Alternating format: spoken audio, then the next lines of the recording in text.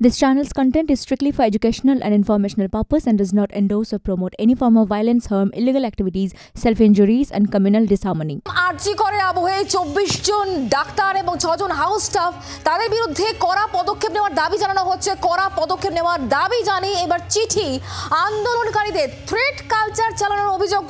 এমনই অভিযোগকে সামনে রেখেই এবার চিঠি দেওয়া হয়েছে অধ্যক্ষকে। 2015 এবং 2017 যে ব্যাচের চিকিৎসকেরা রয়েছেন তারা এই অভিযোগ জানাচ্ছেন।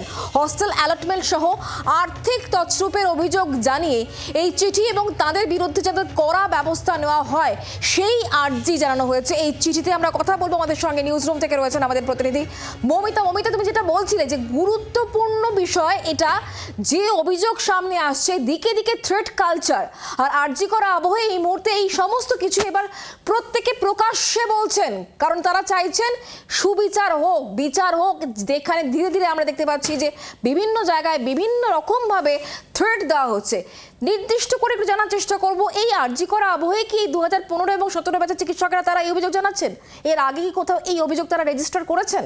না, দেখো, যারা অভিযোগ জানাচ্ছেন তারা 2015 বা 17 ব্যাচের নয়। যাদের বিরুদ্ধে অভিযোগ তারা 2015, 2017 এবং 2018 চিকিৎসক, যার যে তালিকা আমাদের হাতে এসে পৌঁছেছে, তাদের অভিযোগ নির্দিষ্ট করে যে একাধিকবার এর আগে জানানোর পরেও কিন্তু এ নিয়ে কোনো সদুত্তর তারা পাননি। কিন্তু যখন এই আবহে এই সমস্ত বিষয়গুলো নিয়ে স্বচ্ছতার প্রশ্ন উঠছে, একটা আন্দোলন গড়ে উঠেছে, আরজি কর মেডিকেল কলেজের ট্রান্সপারেন্সি, তার স্বচ্ছতা বজায় রাখার জন্য, তার গরিমা ফিরিয়ে আনার জন্য এই যে তালিকা, সেই তালিকা তারা তুলে ধরেছেন প্রিন্সিপালের কাছে, যেখানে তারা বলছেন এই সমস্ত চিকিৎসকরা শুধুমাত্র কোট আনকোট তাদের ইনফ্লুয়েন্সিয়াল, তাদের যে পাওয়ার, সেই পাওয়ার ব্যবহার করেছেন, রাজনৈতিক মদতের ব্যবহার করেছেন এবং সেই রাজনৈতিক মদত খাটিয়ে তারা অসৎ উপায়ে হোস্টেল অ্যালটমেন্ট করিয়ে দিতেন।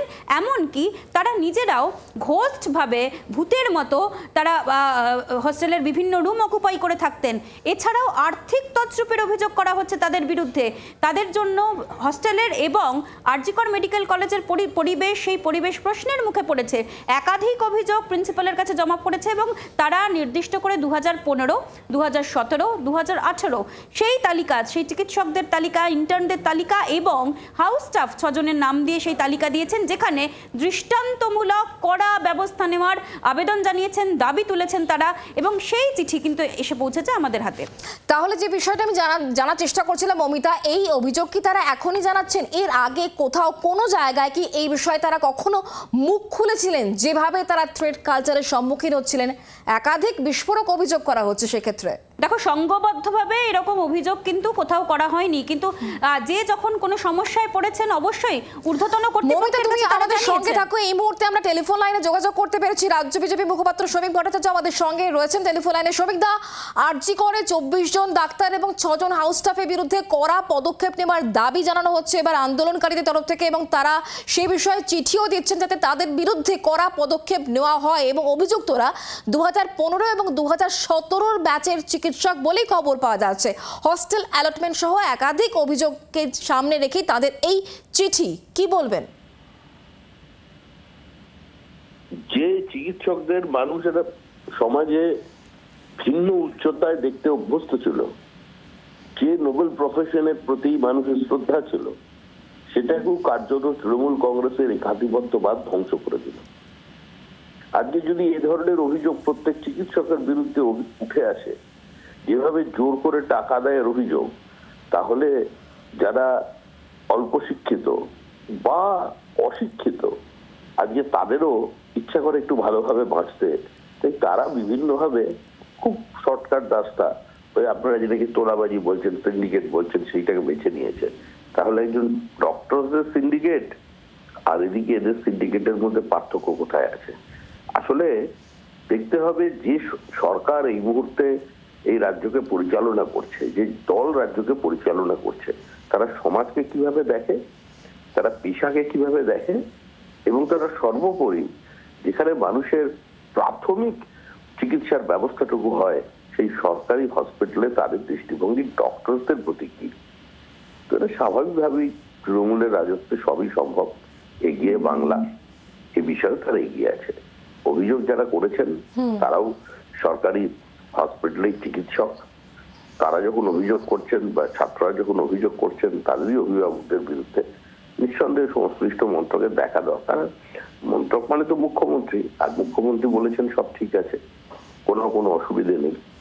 তা এখানে ওই আমরা প্রথম থেকেই যেটা বলছি, এটা ওই সন্দীপ ঘোষের একার কীর্তি নয়, এটা একটা পরিকল্পিত প্রাতিষ্ঠানিক লুট, এবং যেই লুটের তৃণমূলের সর্বোচ্চ নেতৃবৃন্দের অনুমোদন আছে।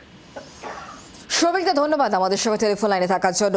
আরজি করে 24 জন ডাক্তার এবং 6 জন হাউস স্টাফের বিরুদ্ধে কড়া পদক্ষেপ নেওয়ার দাবি জানানো হয়েছে। কড়া পদক্ষেপ নেওয়ার দাবি জানিয়ে এবার চিঠি আন্দোলনকারীদের তরফ থেকে থ্রেট কালচার চালানোর অভিযোগ জানিয়ে অধ্যক্ষকে চিঠি দেওয়া হয়েছে এবং তাদের বিরুদ্ধে যাতে কড়া পদক্ষেপ করা হয় সেই আর্জি জানিয়েছেন আন্দোলনকারীরা। যারা অভিযুক্ত তারা 2015, 2017 এবং 2018 ব্যাচের চিকিৎসক বলেই খবর পাওয়া যাচ্ছে। হস্টেল অ্যালটমেন্ট সহ আর্থিক তছরূপের অভিযোগ জানিয়ে এই চিঠি দেওয়া হয়েছে বলে খবর পাওয়া যাচ্ছে এবং যাদের বিরুদ্ধে মূলত অভিযোগ তাদের বিরুদ্ধে যাতে কড়া পদক্ষেপ করা হয় সেই আর্জি জানানো হয়েছে এই চিঠিতে। আরজি করে 24 জন ডাক্তার এবং 6 জন হাউস স্টাফের বিরুদ্ধে একাধিক গুরুতর অভিযোগ আনা হয়েছে। হস্টেল অ্যালটমেন্ট সহ আর্থিক তছরূপের মতো বিস্ফোরক অভিযোগ আনা হয়েছে এবং কড়া পদক্ষেপ যাতে নেওয়া হয় সেই দাবি জানানো হয়েছে আন্দোলনকারীদের তরফ থেকে। কড়া পদক্ষেপ নেওয়ার দাবি জানিয়ে চিঠি আন্দোলনকারীদের। আমরা কথা বলবো এই বিষয় নিয়ে, আমাদের সঙ্গে রয়েছেন অরূপ চক্রবর্তী, তৃণমূল কংগ্রেস নেতা। অরূপ দা, আরজি করে 24 জন ডাক্তার এবং 6 জন হাউস স্টাফের বিরুদ্ধে কড়া পদক্ষেপ নেওয়ার আর্জি জানিয়ে আন্দোলনকারীরা তারা চিঠি দিচ্ছেন। তাদের বিরুদ্ধে অভিযোগ উঠছে যে হস্টেল অ্যালটমেন্ট সহ আর্থিক তছরূপ ছাড়াও একাধিক বিস্ফোরক অভিযোগ তারা করছেন এবং সেই অভিযোগকে সামনে রেখে তারা বলছেন যাতে এদের বিরুদ্ধে কড়া পদক্ষেপ নেওয়া হয়। আর এই জায়গা থেকে বিজেপি বলছে এটাই হচ্ছে এগিয়ে বাংলা, এটা একটা প্রাতিষ্ঠানিক লুট, একা সন্দীপ ঘোষ নন, আসলে এর সঙ্গে অনেকে যুক্ত। কি বলবেন? এটা সত্যি তো এগিয়ে বাংলা, যার জন্য এখানে যারা জুনিয়র ইন্টার্ন তারা চিঠি দিয়ে অভিযোগ জানাচ্ছেন এবং বহু ক্ষেত্রে দেখা যাচ্ছে সেই অভিযোগের ভিত্তিতে ব্যবস্থা হচ্ছে, কোনো ক্ষেত্রে সেই জায়গায় ইনকোয়ারি চলছে ডিপার্টমেন্টটা। আর এগিয়ে উত্তরপ্রদেশকে যারা ধর্ষণ প্রদেশ বানিয়েছেন দেশের মধ্যে, তাদের আমলে আমরা কি দেখছি? তাদের আমলে দেখছি নির্যাতিতা, উন্নয়ন নির্যাতিতা, তার পরিবার যখন ধর্ষণের অভিযোগ জানিয়ে থানা থেকে ফিরছে তখন বাবাকে গাড়ি চাপা দিয়ে বিজেপির নেতা মেরে ফেলেছে। ধর্ষণ প্রদেশ আর এগিয়ে বাংলার মধ্যে পার্থক্যটা এইখানে, এই পরিস্থিতির ঘটনা। মোদীজির নিজের কেন্দ্র বেনারস হিন্দু ইউনিভার্সিটির মধ্যে পিএইচডি ছাত্রীকে যারা ধর্ষণ করেছিল তাদের জেলের বাইরে বের করে এনে মালা দিয়ে বরণ করেছে। আজকের ঘটনা, বাবা রাম রহিমের প্যারোল আরো 5 দিন বাড়িয়ে দিয়েছেন, কারণ হরিয়ানায় আসন্ন নির্বাচন হয়েছে। 2 বছর জেল খাটার মেয়াদের মধ্যে 284 দিন প্যারোল পেয়েছিলেন, আরো 5 দিন এক্সটেন্ড হলো 289 দিন, অর্থাৎ 2 বছরের মধ্যে প্রায় 1 বছর তিনি সে প্যারোলে জেলের বাইরে। 1 2 না, 6 মহিলার যৌন নির্যাতনকারী দর্শক বাবা রাম রহিম। পার্থক্য তো আছে, পার্থক্য ছিল, পার্থক্য আছে। এই কদিন আগে মহারাষ্ট্রে বদনাপুরের ঘটনা আমরা দেখেছি, এমনকি প্রতিবাদকারীদের আন্দোলন বন্ধ করতে ইন্টারনেট পরিষেবা পর্যন্ত বন্ধ করছে। এখানে পশ্চিমবঙ্গ গণতন্ত্র আছে, তাই আন্দোলন করা যায়। পুলিশ কমিশনারের অফিসের বাইরে ডেপুটেশন দিয়েছেন তারা, পুলিশ কমিশনার ডেপুটেশন গ্রহণ করেছেন। পুলিশ কমিশনার তাদেরকে জানিয়েছেন যে তাদের বক্তব্য ঊর্ধ্বতন কর্তৃপক্ষের কাছে পৌঁছে দেওয়া হবে। আর উত্তরপ্রদেশ আর মহারাষ্ট্র থেকে সেই পুলিশ ক্লিয়ার ডাকতে লাঠিচার্জ করছে। যদি বহু সময় বোঝাই যাচ্ছে। অরূপ দা, অনেক ধন্যবাদ আমাদের সঙ্গে টেলিফোন লাইনে থাকার জন্য। বাংলার আওয়াজ, বাঙালির আবেগ, জি 24 ঘন্টা।